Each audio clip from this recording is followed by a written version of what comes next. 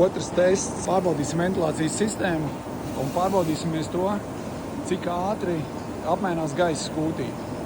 Ja, tad mans palīgs palaidīs dūmus un vizuāli redzams, un mēs redzēsim, cik ātri šie ventilātori tos dūmus izkliedē un pilnībā aiznes no fermas. Šobrīd ir pār 30 grādiem fermām, šodien ļoti karsta diena, 31. jūlijas, un arī TKI ir diezgan augsts, 76, bet šeit ir ļoti labi veidināta ferma.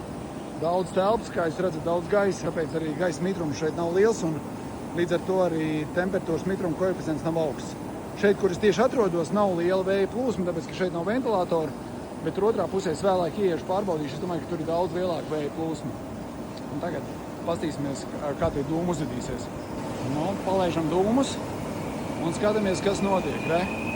Viņi nāk šurp, acīm redzot, tie mazie ventilātori tomēr ir dominējošie šajā te govju pulcēšanās vietā, kur viņas pulcējās uz robotiem. Un pasties, kas notiek ar gaisu, re? Pasties, kas notiek ar dūmiem. Dūmi plūš šeit uz kūts neveidinā to daļu, tur, kur nav ventilātori, bet re, viņas jau, tad, kad gaisa paceļās, tad, kad dūmi paceļās kopā ar gaisu augšā līdz lielajiem ventilātoriem, tad tie tiek nesti ārā no kūts. Jūs neredzat iespējams, bet šeit joprojām ir dūmakains, bet burtiski kaut kādās 20-30 sekundēs šeit ir atkal tīrs gaiss. Šeit vēl ir dūmiņi.